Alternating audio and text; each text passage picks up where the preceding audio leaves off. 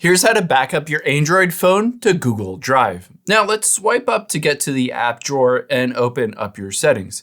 We need to go to make sure that everything is being backed up either automatically or you can choose to manually back it up to Google Drive. To be able to do that, we're going to scroll down until you find the option for Accounts and Backup. And there you can see Google Drive. If you don't see Google Drive on this list, just tap on Manage Accounts and make sure a Google or Gmail account is added to your account. If it doesn't, you can just tap on Add Account here. After you've done that, let's go back and hit Backup Data. Now, the first thing you want to make sure is everything is toggled on because of course you want to make sure all of your Android phone will be backed up. So let's tap on Other Device Data and make sure this is turned on as well.